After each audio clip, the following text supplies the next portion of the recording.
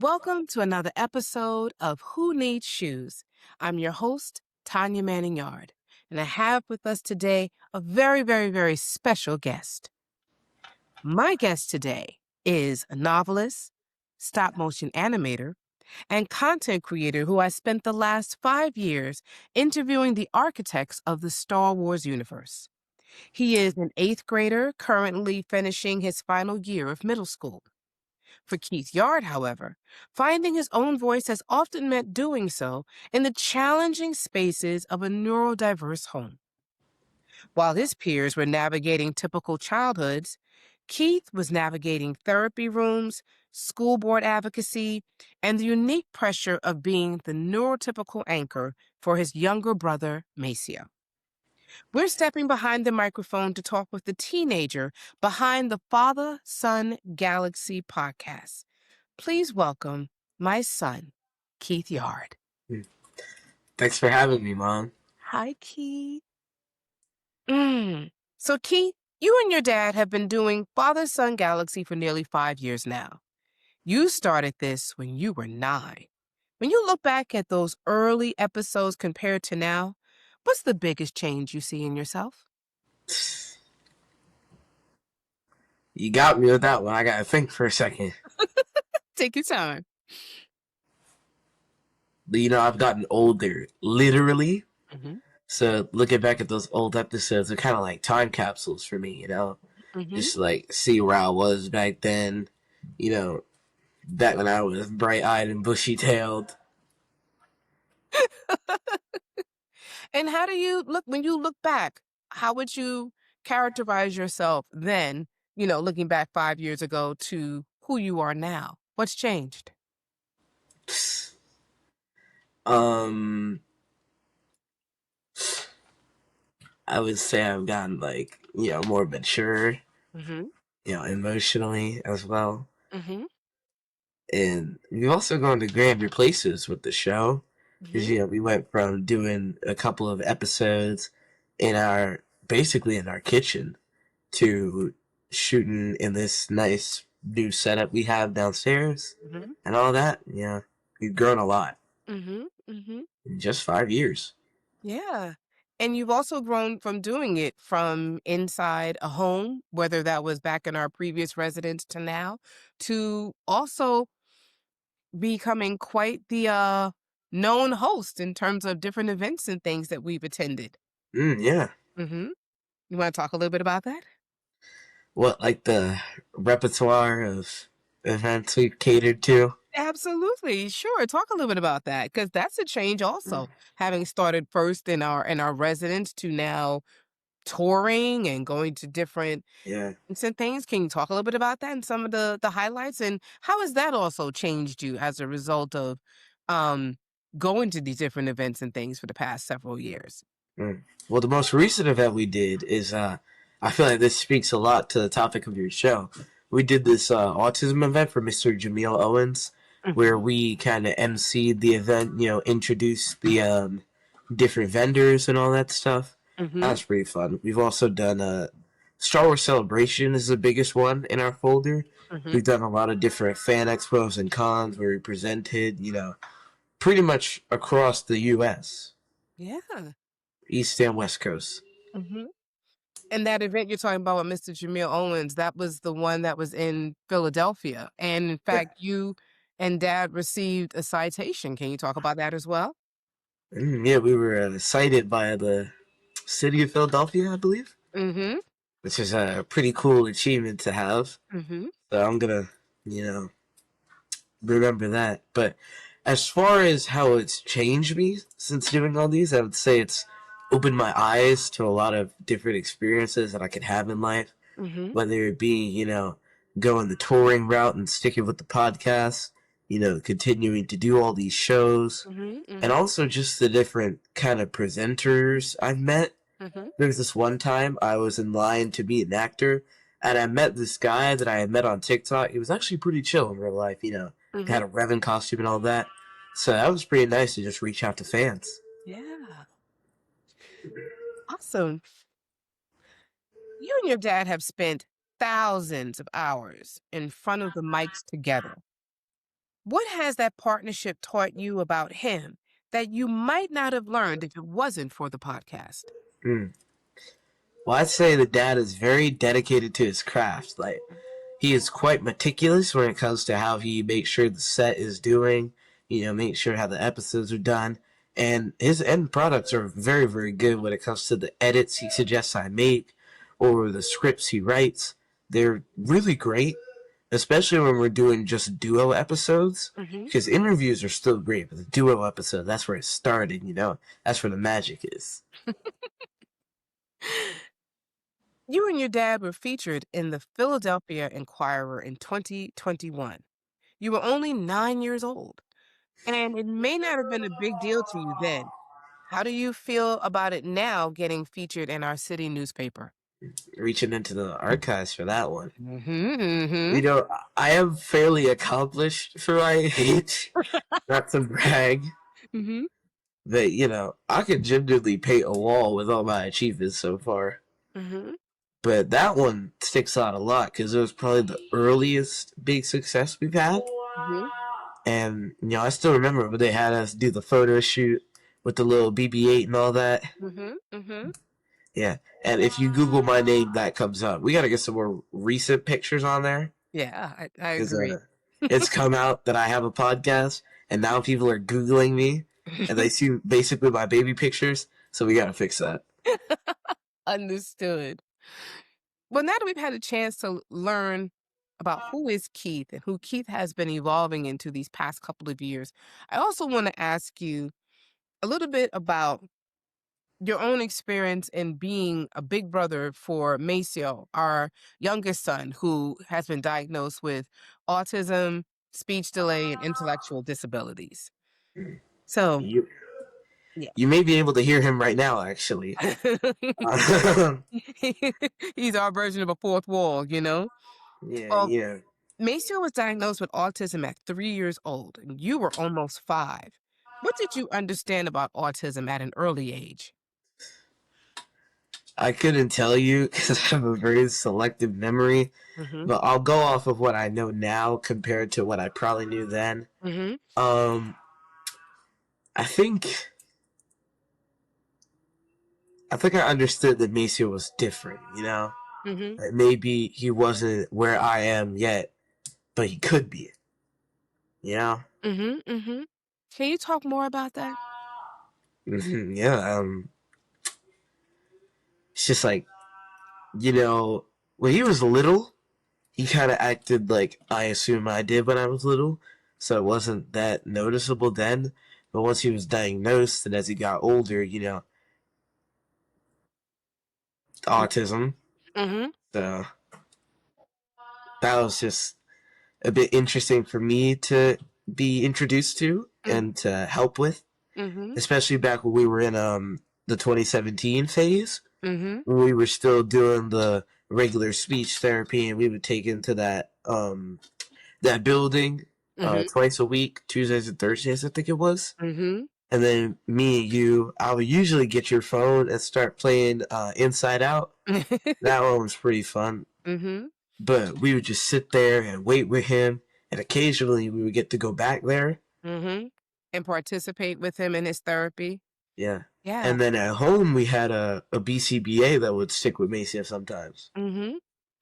So I was around a lot of that from a young age. Yes, you were. And I even remember at times you were also participatory in his different therapy sessions. Yeah. Can you Still share? am. And still are. That's true, honey. Can you share a little bit about what that was like for you to participate with him? Well, yeah, it was just like I said, it was interesting because it was a lot different from the kind of things I had to do. Mm-hmm. Like what, honey? Well, I went to school, like regular, like walk down the street, and I remember Mesa used to have bus service Mm-hmm. because I used to have a scooter, and I would ride the scooter to school, Yeah. or sometimes I would walk, or you would drive me, Mm-hmm. which is pretty nice. Can't do that now. Well, it's a different type of drive. Yeah. Yeah, it's a different type of walk as well. But Maceo used to have bus service even then, and he would always go to a different school. So I could tell that he was doing what was best for him. Yeah. Mm-hmm. And if it's okay to ask, when you were describing how, you knew things were different with him than with you, can you talk a bit about what did that look like to you in terms of how he was different, how you were different from him and he was different from you? Mm. Well, you know me, I'm a bit like self-contained, Mm-hmm. I suppose. Like if you just leave me in a room with some Legos and like a phone or something, I'll be alright for a while. But Maceo, he needed like supervision in a way. Mm-hmm. Like usually there would be somebody near him playing with him or just engaging him generally. Mm-hmm. And also, I never had to do like speech therapy or have an aide at the house or anything. So Mm-hmm. that was also a bit different. And we also went to different schools. Mm-hmm. Varying degrees of success with the education systems we had to receive. Mm-hmm. But, there was this one good run from like 2018 to 2021, I Mm-hmm. would say, where me and Maceo had like the best schooling we possibly could. It was 22 because he was in kindergarten when we moved. Mm-hmm. So 2018 to 2022, he had some excellent teachers each year. He had dedicated staff, and he had people who genuinely loved him. We went past his autism. It's not like they loved him in a different way. They loved him. Mm-hmm. And then we got to, 2023, which was pretty much 2017 part two, Mm-hmm. where the schooling was not as great. Mm-hmm. And then we moved, and now Maceo's gotten to this special school, Mm-hmm. and he's way better there, because they're actually equipped to help him. Mm-hmm. Yeah. Yeah. In light of you talking about Maceo's experiences in elementary school, um, I wanted to ask you if you can even reflect on some of his strengths, because you're right. Some of those years and both of your elementary years were phenomenal in terms of with you being in both of you being in different schools with teachers that really spoke to your individual talents and potential. I agree with you. I think those were some really incredible years where teachers just poured into you both. Um, I wanted to ask you this question about Maceo while he was in elementary school. So, as you had alluded to, while in elementary school, he had also learned to play the cello. And now he commutes 2 hours a day, each way from middle. And yet, as soon as he arrives from school, he jumps right into at home therapy.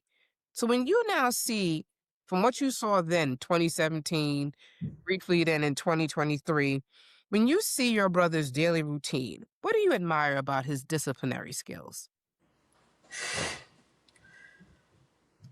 Um. Well, I think he's very resilient in Hmm. the sense that he has to go through pretty much a whole day of schooling, and the majority of that is just commute with those 2 hours, Hmm. and then he gets home and he's doing more learning.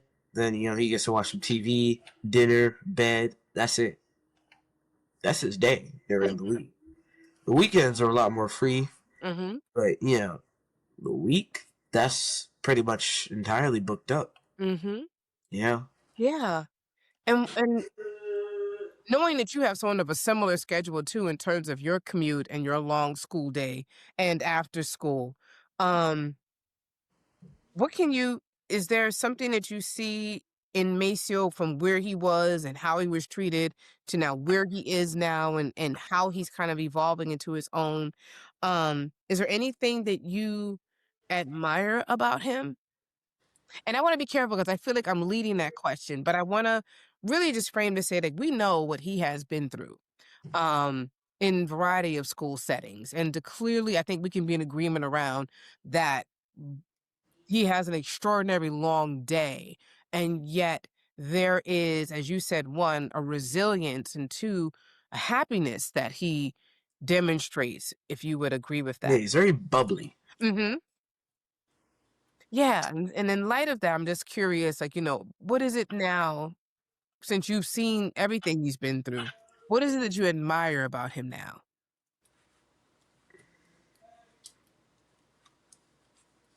Why? like I said earlier, his resilience is a pretty Mm-hmm. nice quality of his. You know. Mm-hmm. Okay. I want to come back and ask you a question. Now that you're 14 and you're finishing up middle school, for most of your peers, like the biggest stress that they're about to experience now is high school placement.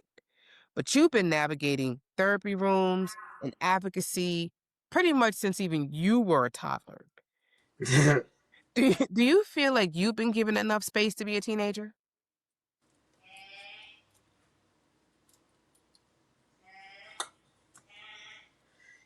Yeah, Mm-hmm. I would say so.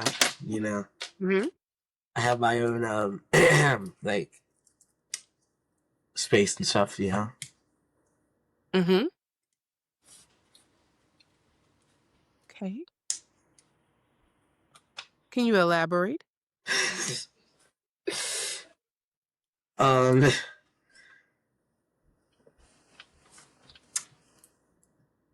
we were just like in general, just like you know. Okay. Okay. All right, let me ask you another question. Go ahead.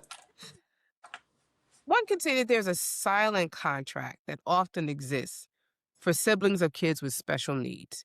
That idea that you have to succeed almost for two, dare I say, even like say for both you and for Maceo. And when you look at what you've accomplished so far, for the podcast, for example, the hundreds of episodes, your extracurricular writing of different novels, your stop motion films that you've created, your world building on Minecraft, how much of that is fueled by your own ambition? And how much of it perhaps is due to a feeling you may have to be in balance for the challenges that Maceo faces?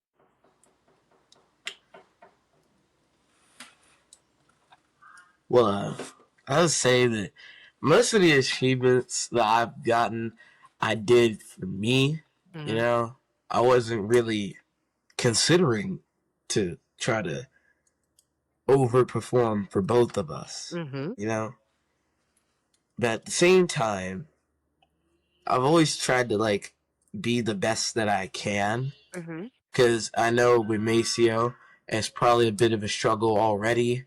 So I wanted to take as much off of y'all's plate as I could, you know? Mm-hmm. Mm.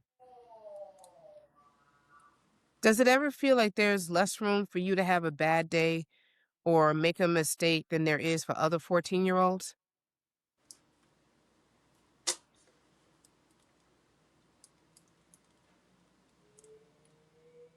No, not really, yeah. Okay.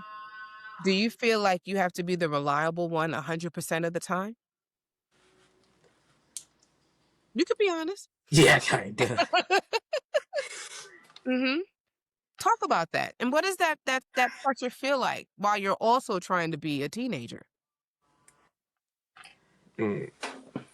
You know, like earlier, Maceo requires a lot more support, you know? Mhm. So he has a lot more room, I would say, for missteps and stuff, as compared to me being neurotypical. It's expected of me to do this, this, and this, you know, get these amount of grades, spend this amount of time doing this, you know, Mhm. help him with that, this kind of thing, you know. So that's Mhm. important.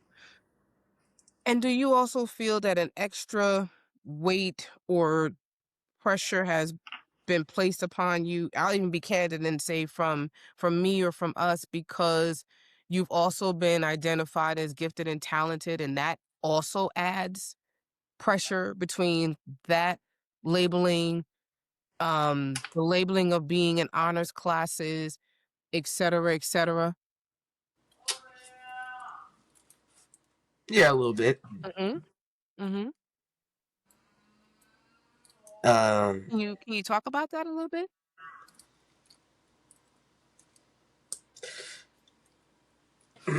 I want you to know that it's okay. Like, that's one of the reasons why I'm asking these questions, because you are probably not the only child or young adult that feels this way.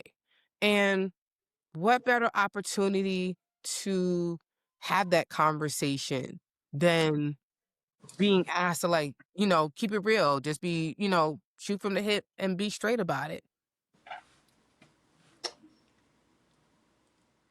Because you're Yeah. not alone in that experience. I'm sorry, I interrupted. Go ahead. I'm, I'm sure you've heard about the like gifted to washout pipeline. Talk about that, honey. So it's like gifted kids when they're young. This is like a study or something. I'm not giving exact examples, so don't quote me on this, but like Hmm. gifted kids when they're young, if they're not, their brain's not like stimulated enough, they kind of lose their talent, but they still have the expectations of being gifted. So Mm. at some point, they just kind of start being normal again, Mm-hmm. or like have a disinterest in schooling Mm-hmm. and things like that. So I try not to fall into that pipeline, Mm-hmm. but at the same time, it's like Yeah. You recognize that it could happen. it could Yeah. happen. Okay. Okay. As you get ready to leave middle school and middle school becomes more and more something that's in your rear view mirror, what's the most, what's the one thing you are most proud of about being Keith?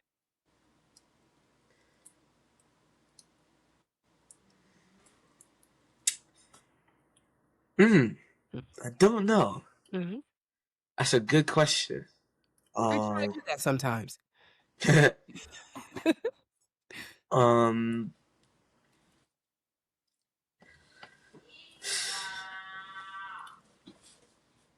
I'd say the podcast, honestly. I know Mm-hmm. it's not like a school achievement, Mm-hmm. but that is a pretty big one in my life. Like at the age of 9, starting this thing, this lasted for half a decade already, Mm-hmm. and we've gotten a lot of press and buzz off of it. So yeah, that's probably my greatest achievement so far. And what makes you proud of yourself for achieving that? Because you're, as an outsider looking in, not just as mom and things. Um, it is pretty remarkable to be at the age of 9 during a pandemic and with all that comes with that, for you to embark on this venture with your dad about a common love of Star Wars, and now how that's also have since expanded to Marvel. Um, and all the ups and downs of, the recording and the preparation and the travel and the research and the writing of the questions, and what happens when things go wrong, and what happens when, like, that breakthrough comes at the last minute. Like, you've been involved in something that um is a remarkable accomplishment even for adults. So what is it that makes you proud of yourself regarding the podcast? Just like the amount of effort we put into it over this while, like show notes, recording, editing, outreach, touring, Mhm. all that good stuff, because we could do any of those things in any combination, but it's like the one we picked really worked for us. Mhm. And just the amount of talent that's going into this show, Mhm. that's what really makes me proud. Awesome. Awesome. Hmm. I want to now turn the lens from me asking you questions to now availing to you an opportunity to ask your own questions or to give your own feedback as well. Oh. Yeah. Shocking, right? What could we do? Or even, like, what could any parent do to let children like you, the children who are the siblings of siblings who are neurodiverse, um, to know it's okay to not always be the anchor for the day.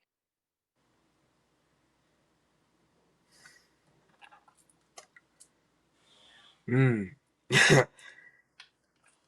Just like talk to them. Yeah, Mm-hmm. because I feel like words are a pretty underrated strategy when it comes to this sort of thing. You Mm, know, gestures are cool enough, but just like a nice sit down conversation to just be open, you know? okay. Can you give an example? Give an What kind of example? Well, if there's something you would say want to say to us, me and Kerwin as your parents or even parents as general about, okay, listen, these are some things I need for you to kind of ease the gas on or pull your foot up from the throttle when it comes to expectations Grades? about me. Oh, mm-hmm. Talk about that. Yes. Well, you know, Maceo doesn't really get grades. Mm-hmm. So a lot of the expectations of that just kind of get transferred up the chain. Mm-hmm. So that when I get a bad grade, then it's like, you know, DEFCON 9. And this is all hypothetical, by the way. DEFCON 9, Mm-hmm. you know, Mm-hmm. oh no, you know, it's all over. The world's ending. The sky is falling. Mm-hmm. As compared to a learning experience, you know? I hear you on that. I hear you on that, Keith. Mm. Mm. So, Keith, I want to also now talk about some of the ways in which you have operated as an activist in terms of autism. Um, so this is kind of going back a few years. You wrote a public service announcement on autism for your school district that was eventually used for professional development for teachers and staff. Can you talk about the idea of creating a PSA on autism and how it started and why it was important for you to write as well as record one? Gee, I mean, this was a while ago, like fourth grade. Mm-hmm. God, I can imagine I sounded like a chipmunk when I recorded that. No, not But I know I had like a school project or something of the sort, mm-hmm. which is why I recorded it. But the first thing that came to mind was, you know, my brother, because I felt like that was a pretty important subject to raise awareness for, considering that autism is a lot more common Mm-hmm. than people make it out to be. There was a recent example where I did a little service project at my school, and the majority of the people who came up to me told me that they had a relative, most often a cousin, who had autism. So I thought that was pretty shocking because I don't really meet that many people with autism Mm-hmm. or that know people with autism unless we're specifically in that kind of circle. Mm-hmm. Mm-hmm. That's why I did that, you know, to raise awareness for such a thing. Because even at a young age, I could tell that a lot more could be done to help these people. Mm-hmm. And can I ask you, Keith, in light of you saying that, what more do you think can be done and why? Why is it important that more be done? So what more can be done and why is it important that more be done? Uh, well, like, as you know, autism is, it's there for life. So you can't exactly get over it. It's not like any amount of therapy or, you know, money is necessarily going to make you better. But at the same time, you can evolve with autism. You can live your life with it, you know. You could be a functioning member of society. You can live, you can laugh, you could have friends, you could have a family. You could live the typical life with autism with the right amount of help. Because Mm-hmm. a lot of these resources are gate kept, most likely for monetary reasons. And you would know this personally. Like, we've encountered a lot of people who just don't know about these kinds of resources. For example, bus service. Because if you have a kid with autism, you're entitled to bus service in some states. Mm-hmm. And a lot of people just don't know that. So they're out here driving their kids to school, or they don't know about IEPs or grants or things like that. So a lot of people are disadvantaged when they just don't have to be. Mm-hmm. So the PSA, in part to raise awareness, was also to help the people who have autism, you know, just to know that there's resources for them. Mm. Thank you for saying that. Thank you for saying that. Now I want to come back in closing of our interview to talk about you. So you've spent hundreds of hours building Minecraft universes, filming stop motion Lego sets, building Lego sets in the thousands and thousands of pieces. And in those worlds, you're the director, the architect, if you will, and the person who controls like every single frame. Given how unpredictable a neurodiverse household can sometimes be, does that creative work feel like a refuge for you? Yes, Mm-hmm. absolutely. Mm-hmm. So, if you ever wondered why I spend so much of my free time, playing with Legos or playing video games or stuff like that, mostly because it's fun, but also because it's just kind of something to do. Like it's something I enjoy, and it's an escape. Mm-hmm. Mm-hmm.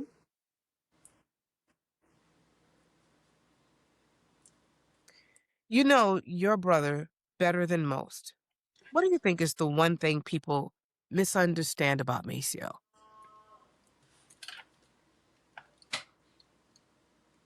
I'm trying to think of something in specific. Mhm. Um,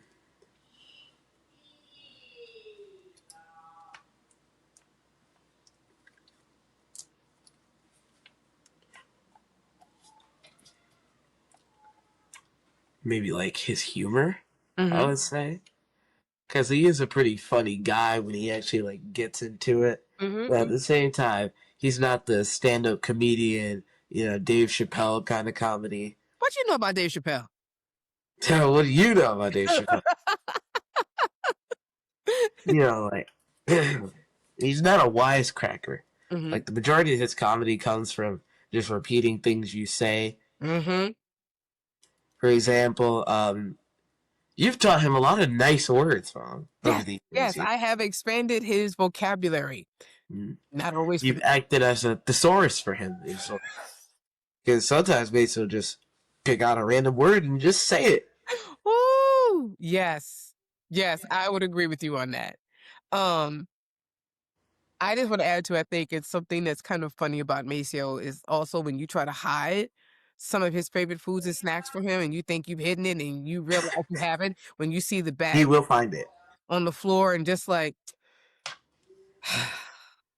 Another funny thing about him, Mhm. anything you hide, he will find eventually. He will. He absolutely will. I have two more questions for you. Mm. In talking about like, while Maceo is not a stand-up comedian, you clearly have a very sharp, awesome sense of humor for someone for your age. Where did that come from? You, Well, not just me, but can you elaborate? What are some of the influences that have come to bear on your sense of humor? in all honesty, I couldn't tell you that my sense of humor came from one specific place. I kind of just made it, you know? Mm-hmm. That's just how I am. I didn't have to, like, watch specific kinds of content Mm-hmm. to get there, Mm-hmm. Just kind of was me. Yeah. And another question I have for you, actually, the last one, is when someone meets you for the first time, what do you want them to know about Keith Yard?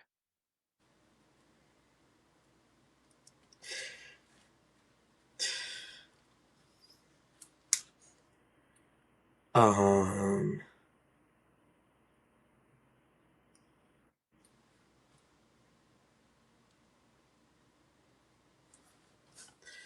there's no real one specific thing that I want people to know about me, I just want them to get to know me a little bit, Mm-hmm. Just see who I really am outside of the podcast and autism and all that good stuff. Mm-hmm. Just me.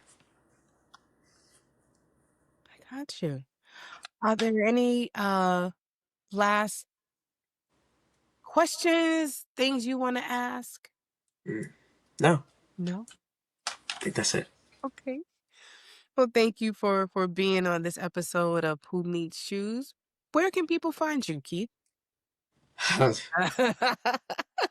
I don't know. I don't really use social media personally, Right. Mm-hmm. but Where can if you find you, your podcast, your YouTube channel, etc.? yeah, if you want to find the podcast, it's Facebook, Twitter, and Instagram at Father.Son.Galaxy. Website Father.Son.Galaxy.com. We have a merch store and a Patreon page as well. All of that is linked in our channel. Awesome. Well, Keith, I just want to say thank you again for taking some time to talk about yourself, your personal experiences, family experiences, your perspective on Maceo, and just being open to discussing what it's like to be a teenager in this day and age. Just also honestly, thank you for being my son. Aw, thanks, Mom. Absolutely, honey. And to our viewers and our listeners, thank you for checking out our show. You can find us on Instagram at Ask Who Needs Shoes. You can find us on our website, whoneedsshoes.com, and also on YouTube, Ask Who Needs Shoes. And again, I'm Dr. Tanya Manning-Yarde, and take care and have a good evening. Bye now.